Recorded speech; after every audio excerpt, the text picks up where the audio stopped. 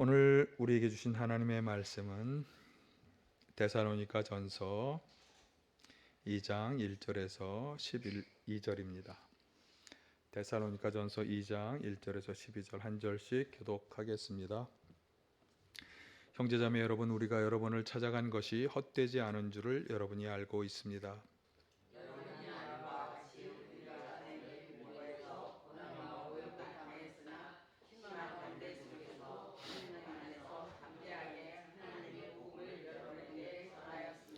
우리의 권면은 잘못된 생각이나 불순한 마음이나 속임수로 하는 것이 아닙니다.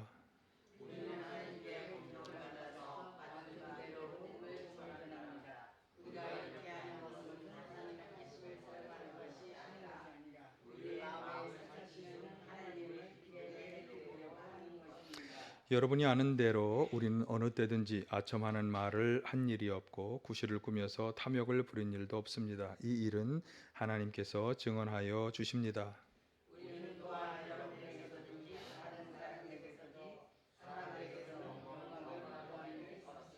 물론 우리는 그리스도의 사도로서 권위를 주장할 수도 있었습니다. 그러나 우리는 여러분 가운데서 마치 어머니가 자기 자녀를 돌보듯이 유순하게 처신하였습니다.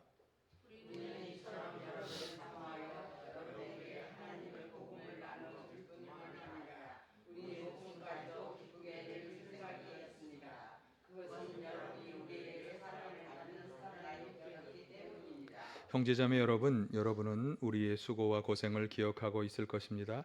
우리는 여러분 가운데 아무에게도 폐를 끼치지 아니하고 밤낮으로 일을 하면서 하나님의 복음을 여러분에게 전파하였습니다.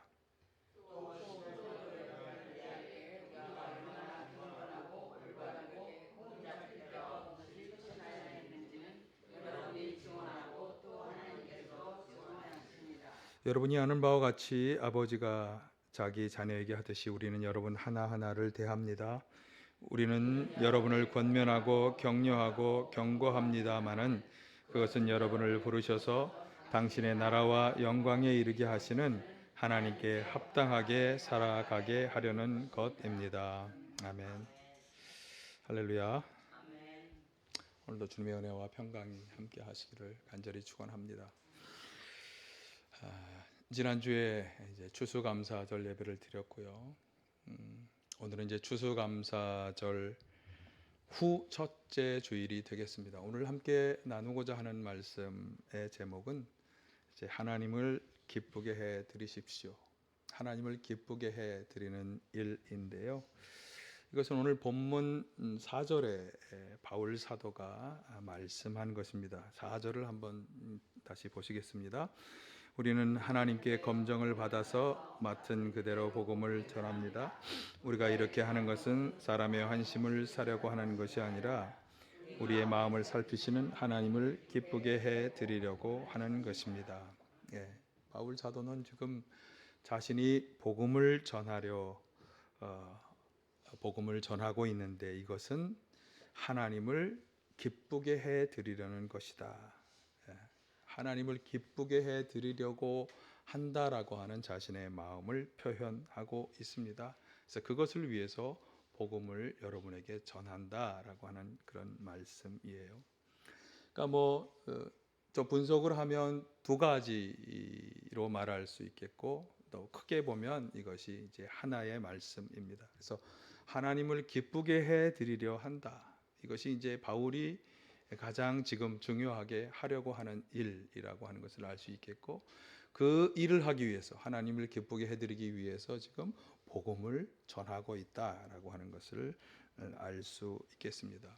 그래서 오늘도 우리가 이 본문 구절을 시작하면서 이 두 가지를 두 가지이면서 동시에 한 가지가 되는 것을 이제 생각해 보아야 되겠죠. 왜 바울 사도는 하나님을 기쁘게 해드리려고 하고 있는가? 그리고 이러한 바울의 생각을 오늘 우리도 여기에 동의해야 하는 것인가? 아니면 그냥 바울 그 사람의 생각이 저랬구나 하는 것으로 끝나야 하는가? 사실 바울 사도가 이런 생각을 하게 된 그의 생각의 출발점은 그가 예수님을 만난 사건입니다. 그러니까 바울 사도는 예수님을 만나고 나서 정말 완전히 다른 새로운 사람으로 변화되었죠. 어떻게? 예수 믿는 사람들을 박해하던 사람에서 바로 그 예수님을 전하는 복음 전파자로, 이건 뭐 완전히 180도 완전히 다른 사람으로 변화된 것이잖아요. 자, 그런데 그때 예수님을 만났을 때 이 바울이 예수님께 들은 말씀, 자, 그 말씀이 사도행전 26장 16에서 18절에 이제 나오는 말씀이에요. 바울이 원래 예수님을 만난 사건은 사도행전 9장에 나와요. 그리고 이제 그 이후에 바울이 여러 곳을 다니면서 복음을 전하는 일을 시작했는데, 그런데 그 중에 여러 차례 자신을 변호하는 일이 생겼어요. 그 중에 마지막 변호가 바로 26장에 나오는데, 여기서 그가 예수님을 만났을 때 받은 말씀을 아주 구체적으로 이렇게 증언했습니다. 자, 한번 같이 보십니다. 자, 일어나서 발을 딛고 서라. 내가 네게 나타난 목적은 너를 일꾼으로 삼아서 네가 나를 본 것과 내가 장차 네게 보여줄 일의 증인이 되게 하려는 것이다. 나는 이 백성과 이방 사람들 가운데서 너를 건져내어 이방 사람들에게로 보낸다. 이것은 그들의 눈을 열어주어서 그들이 어둠에서 빛으로 돌아서고 사단의 세력에서 하나님께로 돌아오게 하며, 또 그들이 죄 사함을 받아서 나에 대한 믿음으로 거룩하게 된 사람들 가운데 들게 하려는 것이다. 아멘. 사실 뭐 이 구절만 가지고도 여러분에게 드려야 될 말씀이 굉장히 많습니다만, 오늘 본문과 연관해서 핵심적인 것은 무엇입니까? 박해자했던 자신을 용서해 주신 주님께서 이런 사명을 주셨는데, 그 사명은 뭐냐?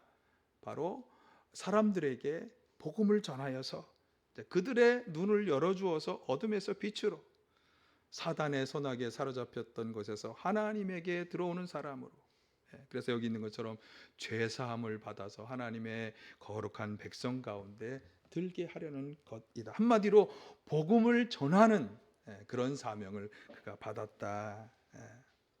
그렇기 때문에 바울은 정말 박해자였던 자신을, 여러분 사실 이 교회를 대적하고 박해하는 사람들에 대한 정당한 판결은 무엇일까요? 정당한 판결 그러니까 좀 이상하긴 합니다만, 원래 박해자였으니까 박해자의 합당한 처벌은 무엇입니까?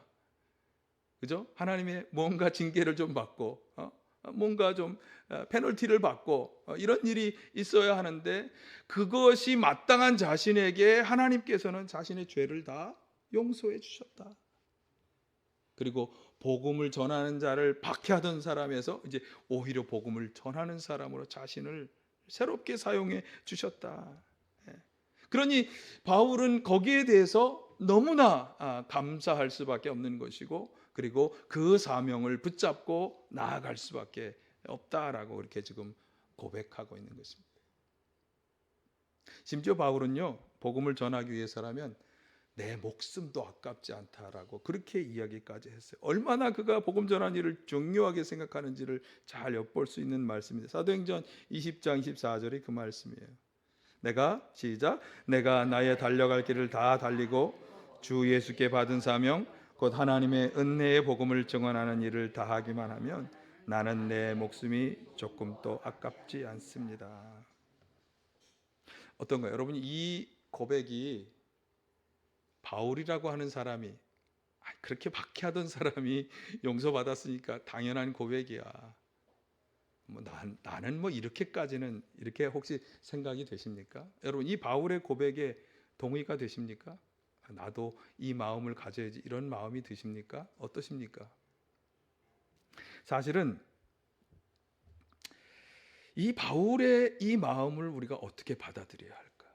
내 목숨까지 아깝지 않다라고 할 정도로 내가 복음을 전하는 일에 최선을 다하겠다라고 하는 이 바울의 마음이 나에게는, 나는 내가 이런 마음을 굳이 뭐 가질 필요가 있을까?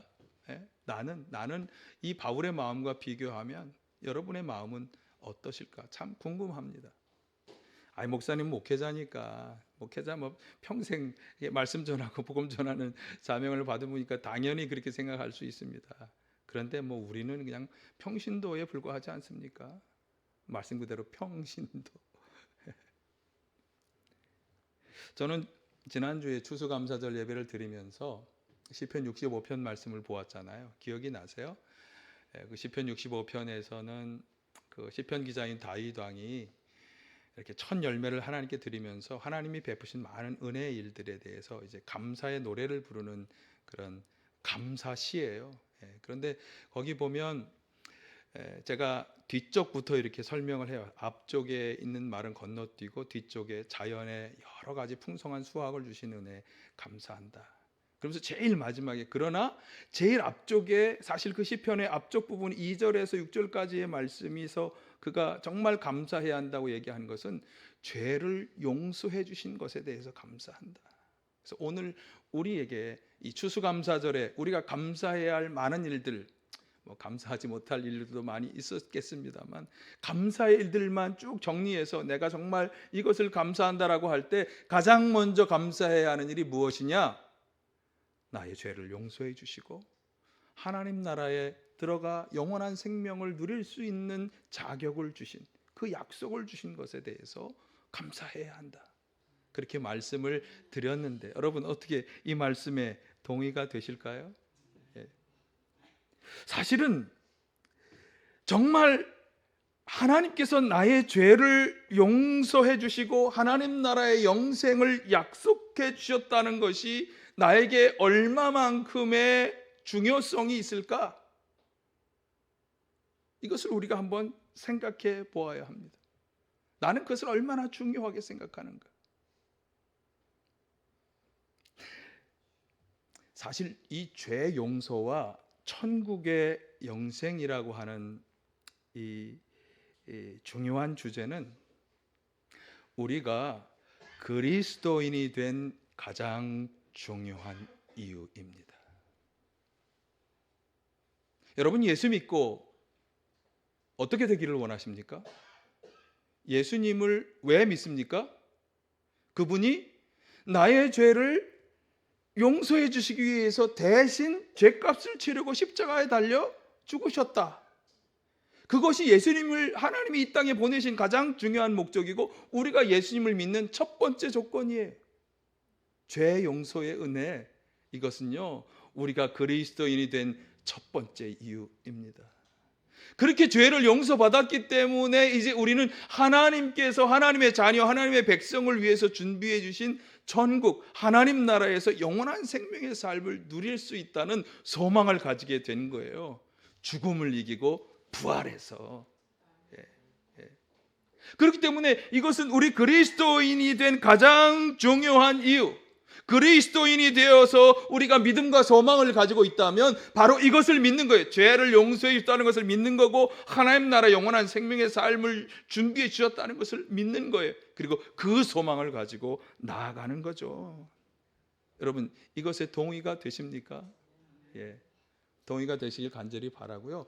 그래서 바울 사도가 자신의 죄를 용서해 주신, 자기를 받아주신 그 은혜를 감사하면서 그 은혜를 주실 때 자신에게 주신 사명을 꽉 붙잡는 것처럼 우리에게도 우리의 죄를 용서해 주시고 천국의 소망을 주신 그 하나님께 감사하면서 우리도 우리에게 주신 사명을 우리가 받아야 하는 거죠. 자, 그러면 우리는 어떤 사명을 받았을까? 여러분 바울이 예수님을 만나고 예수님부터 사명을 받은 것처럼 여러분 각자는 예수님을 만나셨을까요? 네, 제가 뭐 몇 주 전 설교에서 예수님 만나자 말씀을 드렸어요. 어쩌면 오늘 이 시간도 우리 가운데 계실지 모릅니다.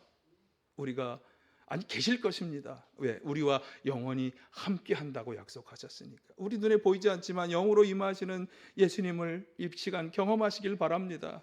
이 시간 여러분 눈에 보이지 않지만 천군 천사가 우리와 함께 하나님께 이 경배의 제단을 드리고 있다는 사실이 여러분 깨달아지고 알아주시길 간절히 축원합니다. 이 예배는 우리 이 15분만 드리고 있는 것이 아니다. 주님이 계시고 주님의 천군 천사가 우리와 함께 하고 있다. 자, 그런데 그러면 우리를 구원해 주신 예수님, 우리를 죄와 사망으로부터 건져 주시고 구원해 주시고 죄를 용서해 주시고 하늘나라의 소망을 주신 예수님께서 우리에게 주신 사명은 무엇일까? 나에게 주신 사명은 무엇일까? 여러분 각자가 예수님을 만날 때 어떤 경험들을 하셨습니까?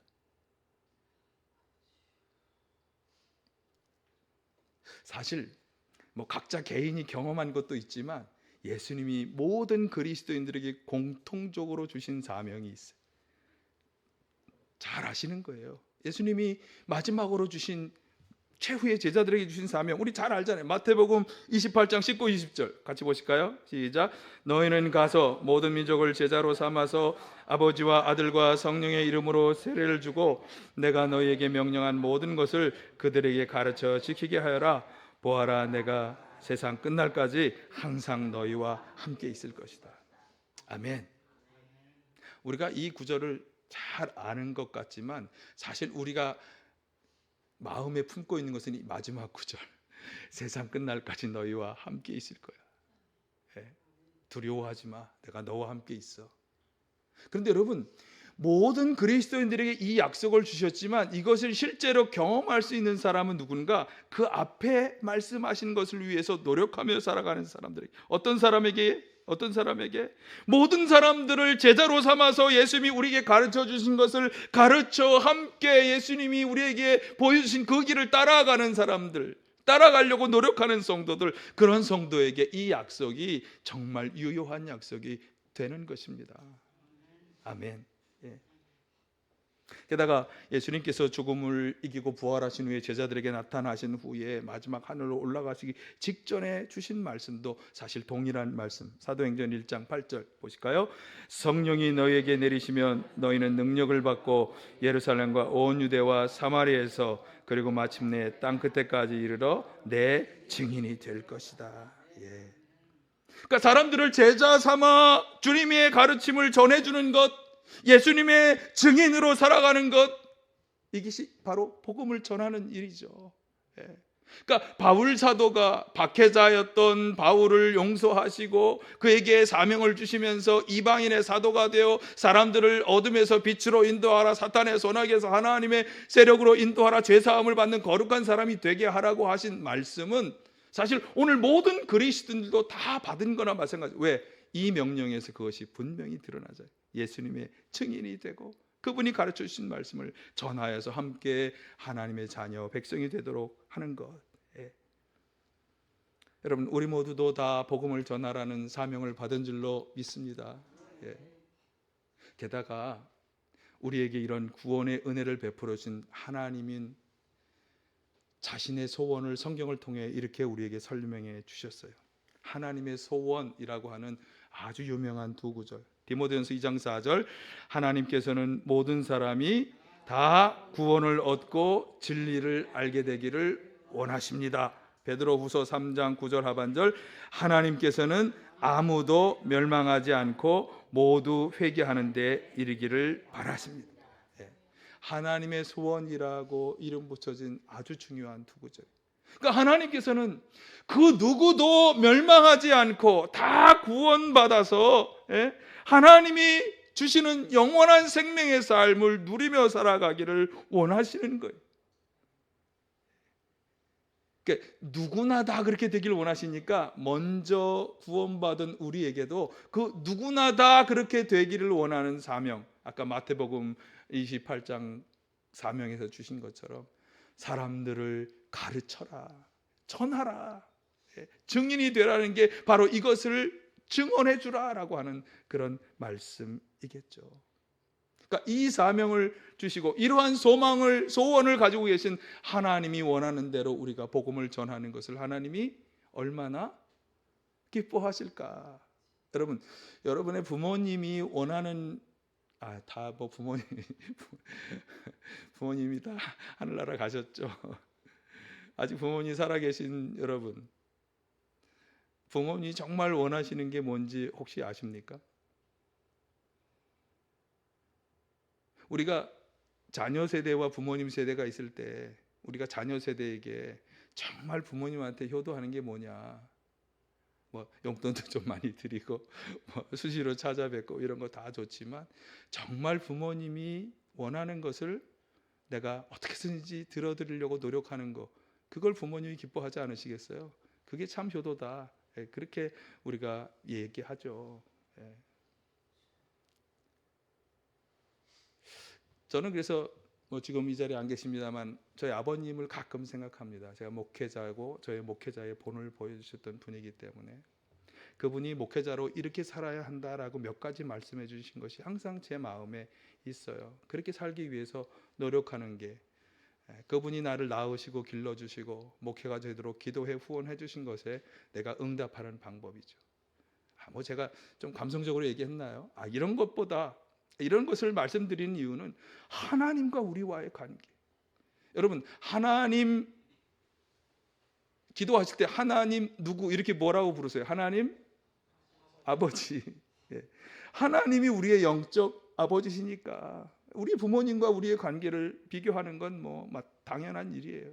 그러니까 하나님, 아버지 하나님이 정말 원하시는 소원이 모든 사람이 아무도 멸망하지 않고 누구나 다 구원받기를 원하시는 것이 그분의 소원이라면, 영적인 자녀, 하나님에게서 난 자녀의 입장인 우리가 그 소원을 이루어드리기 위해서 노력하는 건 너무나 당연한 일이고, 그분이 그것을 기뻐하시는 것도 너무나 당연한 일일 것입니다.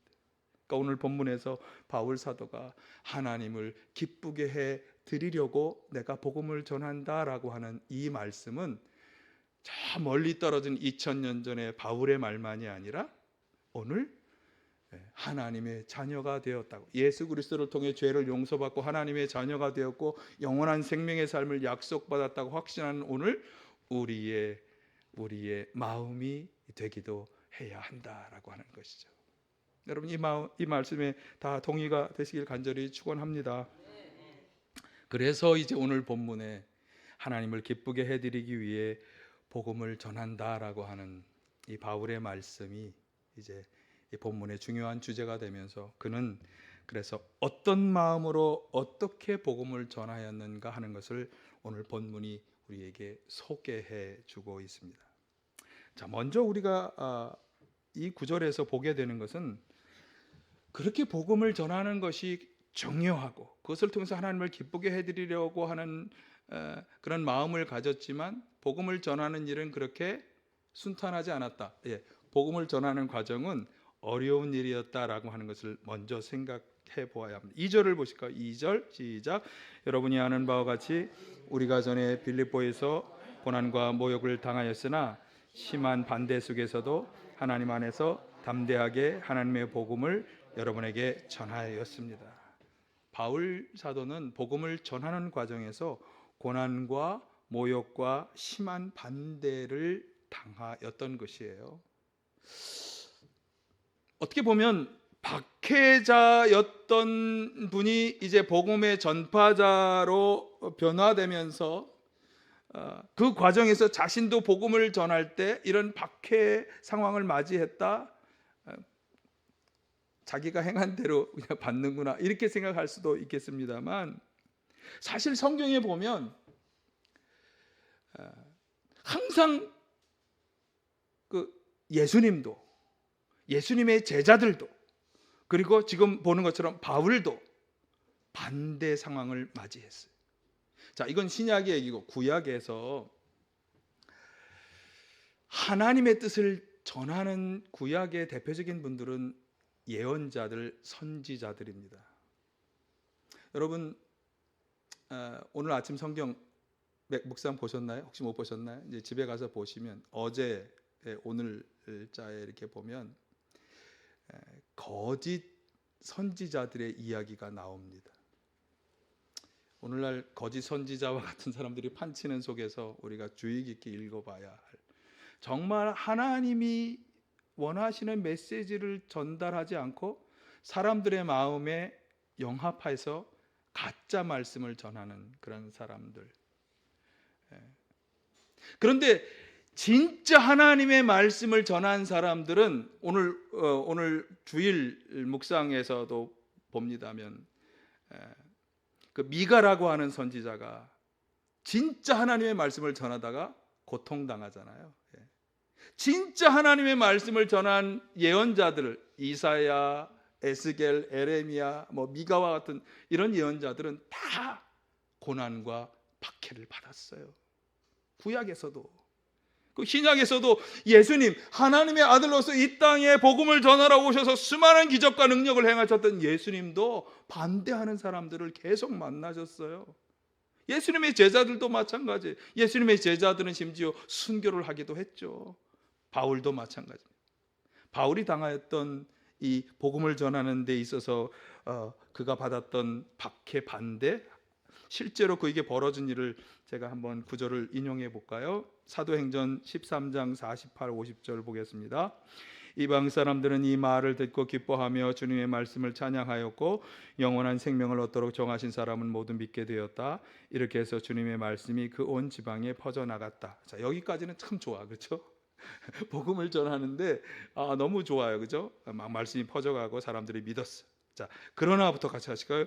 그러나 유대 사람들은 경건한 귀부인들과 그 성의 지도층 인사들을 선동해서 바울과 바나바를 박해하게 하였고 그들을 그 지방에서 내쫓았다.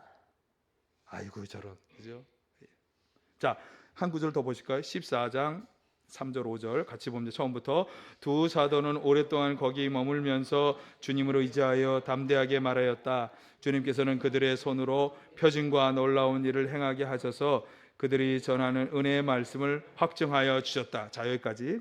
자, 여기서는 막 복음을 전하는 과정에 놀라운 기적의 사건들도, 병자들이 치료되고 귀신도 쫓겨나가는 그런 놀라운 일들도 행하면서 이 전하는 말씀이 옳다, 이것을 확증하는 사건까지 벌어졌어요. 자, 그런데도 자, 그 도시, 시작, 그 도시 사람들은 두 편으로 나뉘어서 더러는 유대 사람의 편을 들고 더러는 사도들의 편을 들었다. 그런데 이방 사람들과 유대 사람들이 그들의 관원들과 합세해서 바나바와 모욕하고 돌로 쳐 죽이려고요. 그러니까 복음을 전하면서 복음을 받아들이고 믿게 된 많은 사람도 있었지만 동시에 이렇게 반대와 박해도 당한 거예요. 여기 선동, 박해, 내쫓김, 죽음의 위협 이런 것을 다 겪은 거예요. 앞에서 인용해 드렸던 오늘 본문 데살로니가 2절에 보시면 여기 빌립보에서 당한 일이라고 하는 말씀이 나오는데, 이 빌립보에서의 일이 어떤 것인가 하면 사도행전 16장 11절 이하에 나오는 것인데요.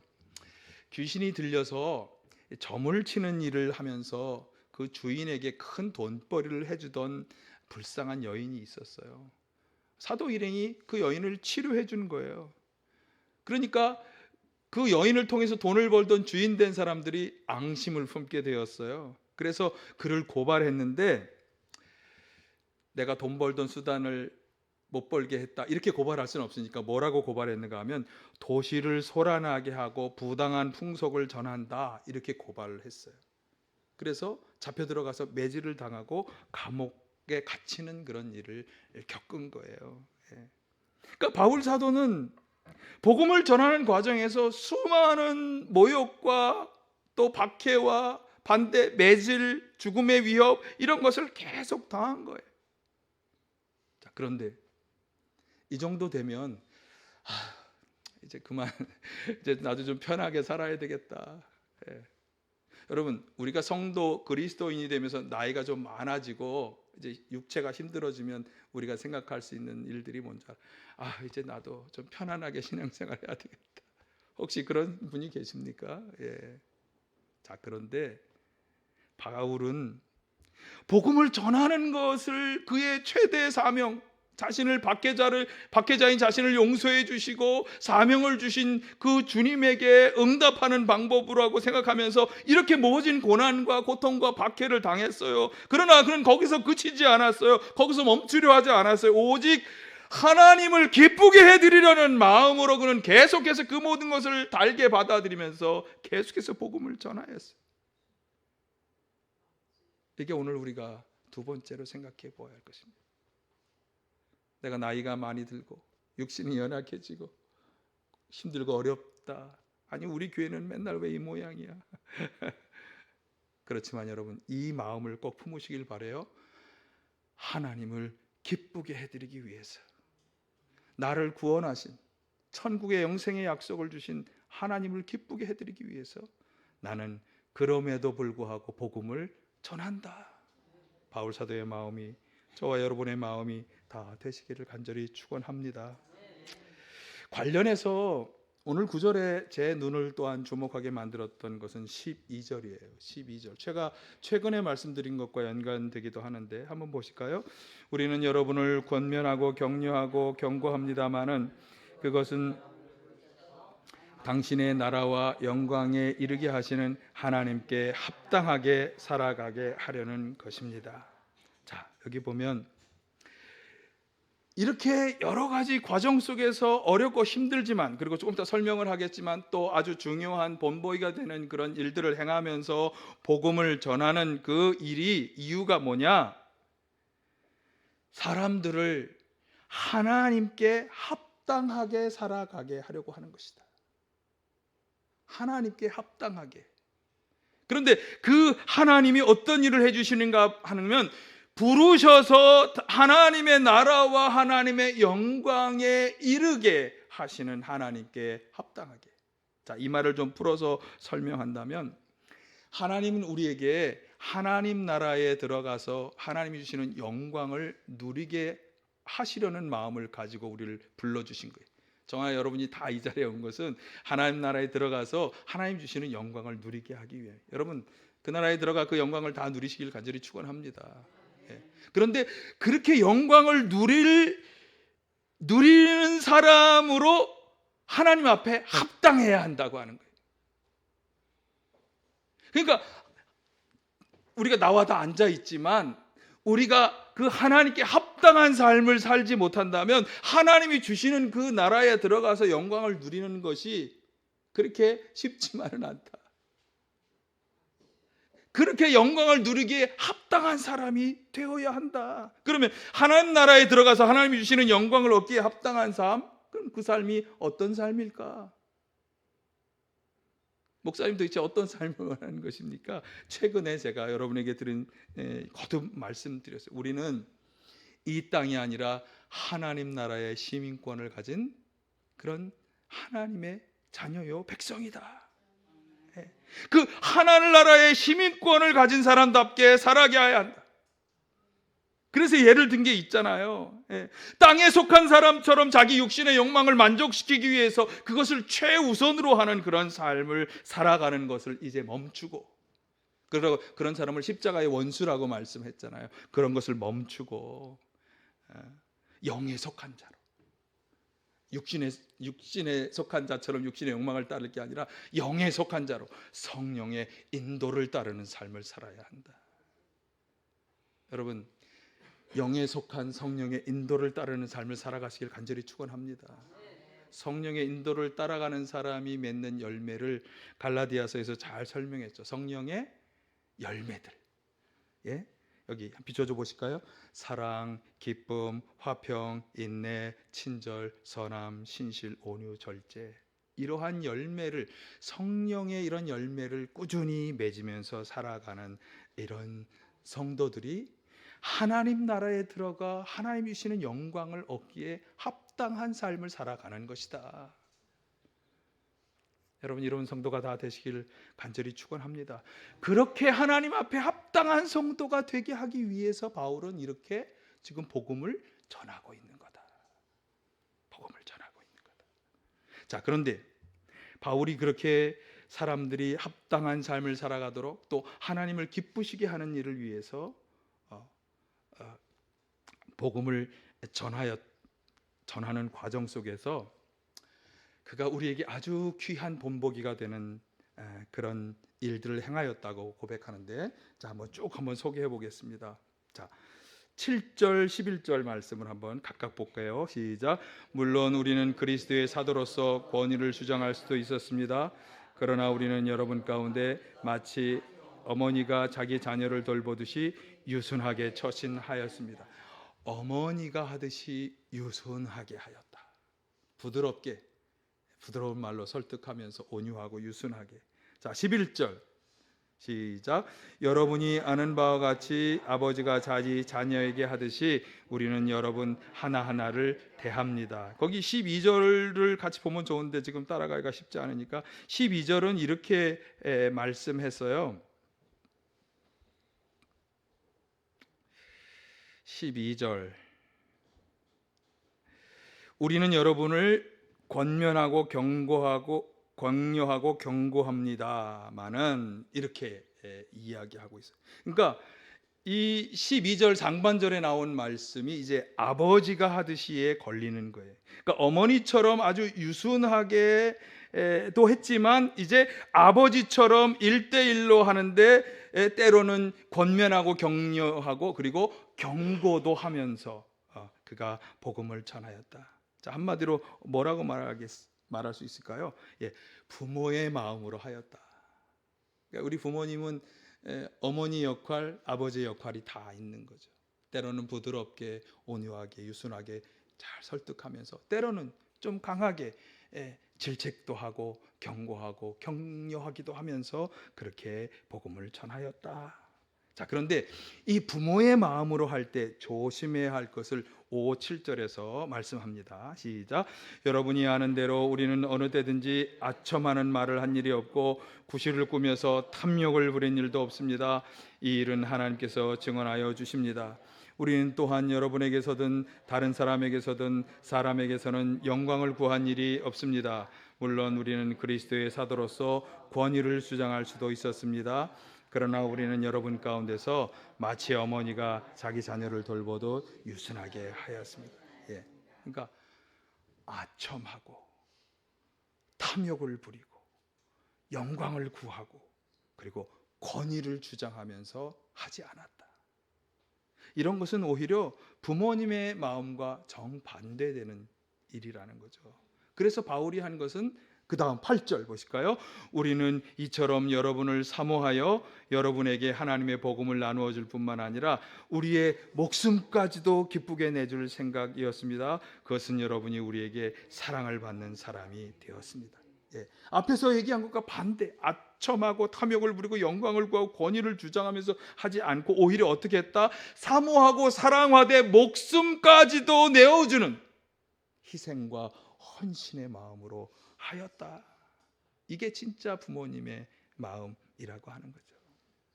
그러면서 주의해야 할 것도 이렇게 말씀했어요. 90절.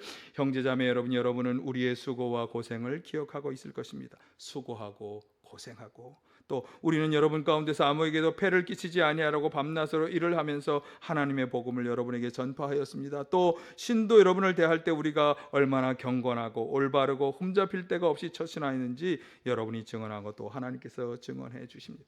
폐를 끼치지 않기 위해서 밤낮으로 일하고 수고하고 고생하면서 여기 보니까 경건하고 올바르게 흠잡힐 데 없이 처신을 하였다.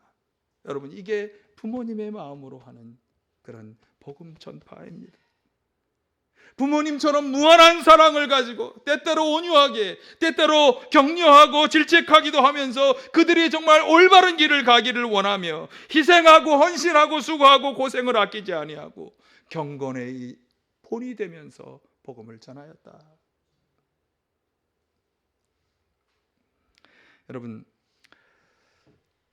이렇게 복음을 전하는 우리 모두가 되시길 간절히 축원합니다. 부모님의 마음으로 희생하고 헌신하면서 그리고 경건의 본이 되면서 내가 살아가는 삶을 우리가 복음을 전하는 사람들은 다 보고 있는 거예요. 내가 어떻게 말하고 어떻게 처신하는가를 보면서 여러분, 우리가 살아가는 이 삶은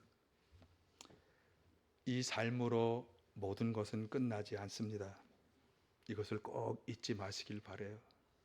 하나님께서는 당신의 백성을 위해서 영원한 생명의 삶을 준비하시고 있습니다. 제 말이 아니라니까요. 성경에서 계속 말씀하고 있는 것이에요. 뭐가 준비되어 있다? 영원한 생명의 삶이 하나님 나라에 준비되어 있다. 그러니까 그것을 준비하는 삶을 살아가는 건 너무나 당연한 일입니다. 지금 우리는 어떤 일에 우리의 마음과 정성을 다하고 있을까요? 예수 그리스도를 통해서 우리를 구원해 주시고 영원한 생명의 그 삶을 준비하시는 하나님 앞에서 나는 어떠한 삶을 살아가고 있을까? 내 자녀들을 기쁘게 하기 위해서, 내 부모님을 기쁘게 하기 위해서, 내 형제 친구들을 기쁘게 하기 위해서 살아가는 것도 좋은 일이지만 우리를 구원해 주시고 영원한 생명의 삶을 준비해 주신 하나님을 기쁘게 해드리는 삶을 살아가는 건 또 너무나 당연한 요청 아니겠습니까? 여러분, 하나님을 기쁘게 해드리기 위해서 무엇을 해야 할까요? 모든 사람을 구원하기 원하시는 그 하나님의 소원에 부응해야 할 줄로 믿습니다. 사람들을 구원하기 위해 복음을 전하고 사람들이 하나님 앞에 합당한 삶을 살아가도록 도와주시기를 바랍니다. 예, 그것은 이 땅이 마치 모든 것이 그냥 육신의 욕망을 따라 살아가는 것이 아니라 영에 속한 성령을 따라가는 삶을 살아가도록 우리가 도와주는 것이겠죠. 가장 좋은 것은 본으로 보여주는 것입니다. 바울 사도가 마지막에 보여줬던 모습, 부모님처럼 무한한 사랑으로 때로 온유하고 겸손하게 때로는 질책하고 권면하면서 하되 희생하고 헌신하고 수고와 고생을 잊지 아니하고 그리고 경건의 본을 보이면서 복음을 전하는 우리 모두가 다 되시기를 간절히 축원합니다. 사랑의